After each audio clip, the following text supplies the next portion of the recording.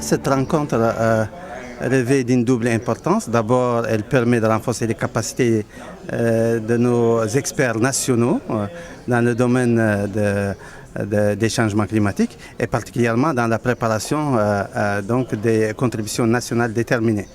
Mais en plus, elle va donner donc un appui, un élan important à la préparation des rapports nationaux sur les contributions nationales dans le cadre de la Convention des changements climatiques. Nous allons vers la 21e session de la conférence des parties à la Convention cadre des Nations Unies sur les changements climatiques.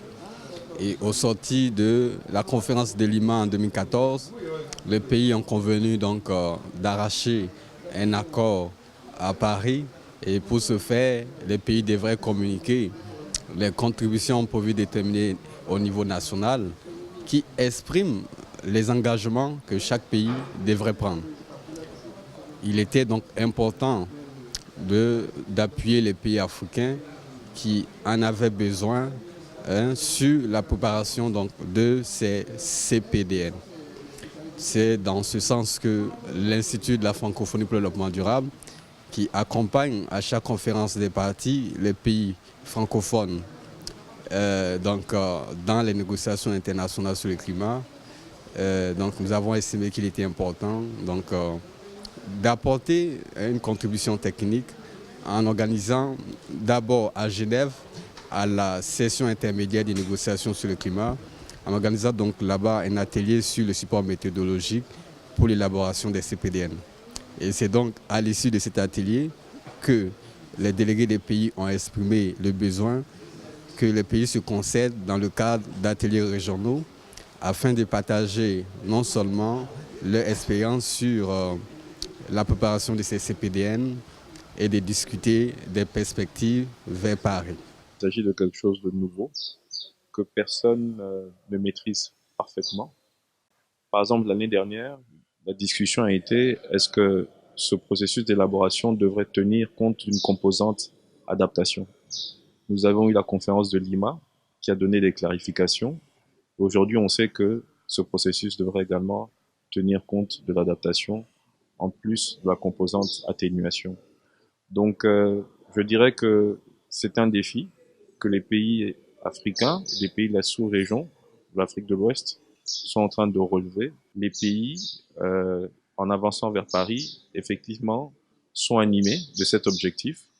Essayer donc de produire ces contributions qui, somme toute, il ne s'agit pas forcément de réinventer la roue, même si on essaie de comprendre ce en quoi consistent ces contributions, mais nous avons à notre disposition un certain nombre d'outils, un certain nombre de projets qui sont en cours, un certain nombre de documents que nos pays ont préparés et mettent à jour depuis des années. Toutes ces choses-là font qu'aujourd'hui nous avons des outils qui peuvent nous permettre de rapidement évaluer quel type de contribution nos pays peuvent apporter dans la lutte contre le changement climatique. En développement sont, comme vous le savez, les moins pollueurs, mais les plus en réalité vulnérables du point de vue des changements climatiques.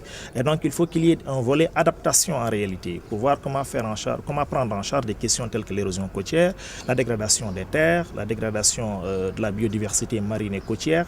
Donc ces questions seront également prises en charge en réalité dans les contributions. Il y a donc quand même un volet transversal qui est le volet renforcement de capacité. Il y a un volet assez intéressant, c'est le transfert de technologie. L'un des principaux enjeux de ces contributions, c'est le transfert technologique. Étant entendu aujourd'hui que la meilleure façon aujourd'hui de faire face au climat, c'est en fait d'avoir une énergie propre, avoir une industrie propre, c'est-à-dire une industrie moins polluante.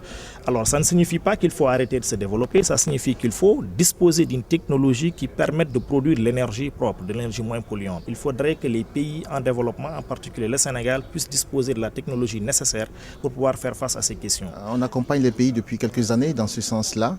Donc on s'est associé à l'IFDD pour cet atelier qui couvre également les CPDN afin de préparer les pays pour les prochaines négociations de cette année.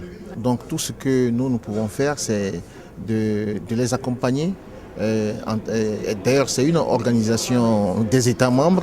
Donc nous, on est là pour essayer de voir comment on peut accompagner l'effort des États membres pour que les représentants puissent valablement participer aux négociations et défendre les points de vue des États membres de la communauté. Ce qui est très intéressant, c'est le partage d'expérience.